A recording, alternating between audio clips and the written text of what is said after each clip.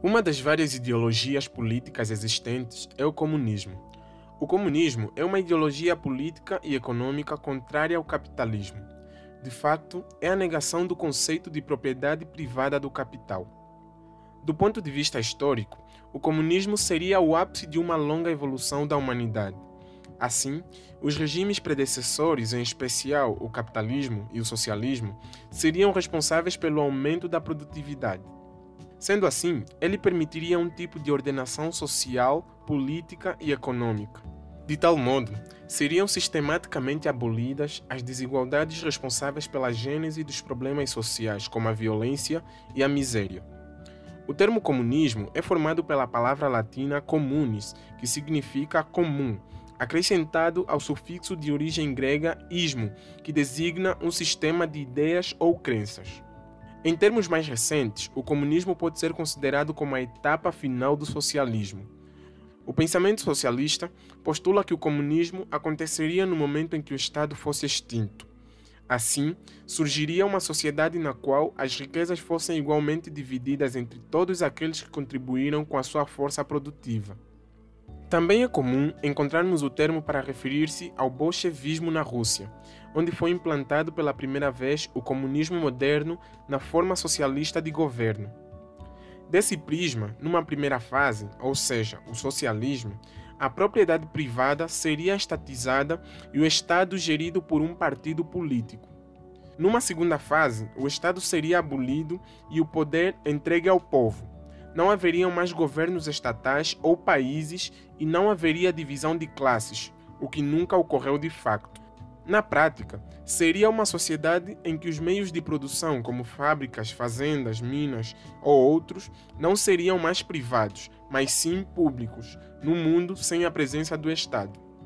Podemos então afirmar que o comunismo é uma doutrina ou ideologia que tem o objetivo de restabelecer o que chama de Estado natural.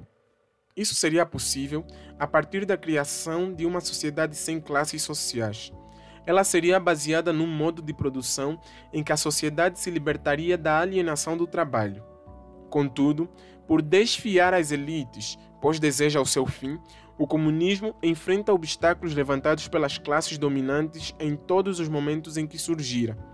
Portanto, seria o último ponto culminante da luta de classes e da luta da classe proletária contra a burguesia. Por outro lado, essa situação seria possível graças ao aumento da produtividade do trabalho humano, possibilitado pela tecnologia. A distribuição não mais seria desigual, o que permitiria o bem-estar geral num contexto de plena liberdade e abundância. Outro aspecto a se notar é o facto de, no capitalismo, o trabalho ser livremente comercializado como mercadoria. Na sociedade comunista, o mesmo não mais seria um aspecto negativo e alienante. Significaria a afirmação do prazer, pois trabalharíamos cada vez menos, eliminando assim os abusos do capitalismo, do liberalismo econômico e do legado do imperialismo e do nacionalismo. O comunismo puro busca uma sociedade sem classes, sem Estado e livre de opressão, para que as decisões sobre o que produzir e como produzir sejam democraticamente tomadas. Contudo, o marxismo não foi, como se pensa, a origem do comunismo. Ele remonta à Antiguidade e Idade Média, com o comunismo cristão ou comunismo religioso e anarcocomunismo. A primeira definição clara para o comunismo foi dada por Platão em seu texto A República, no qual descreve um estado em que as pessoas compartilhariam todos os seus bens, incluindo esposas e filhos. Assim, a união sexual seria temporária e, por sua vez, a criação dos filhos seria de responsabilidade do Estado. Séculos depois, o comunismo iria florescer na cristandade, primeiro com a Igreja primitiva, descrita no livro de Atos dos Apóstolos. Posteriormente, com as heresias medievais, nas quais se criticavam as desigualdades do seu tempo, inclusive defendendo a queda da nobreza mediante a revolta camponesa. Logo depois, no século XVI, com a ascensão da burguesia mercantil, outras críticas surgiram em relação aos valores medievais. Como exemplo, podemos citar a obra Utopia, do filósofo britânico Thomas More.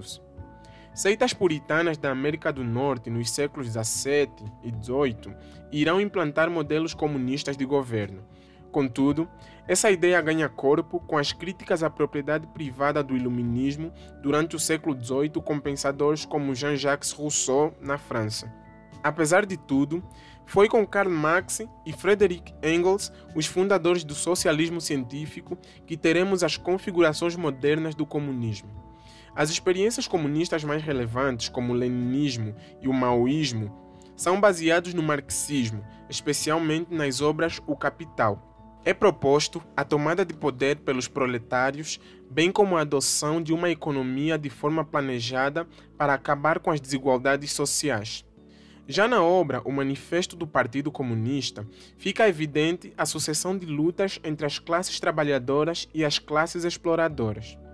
Exemplos de experiências comunistas levadas a cabo são a formação da União Soviética com Stalin e da República Popular da China.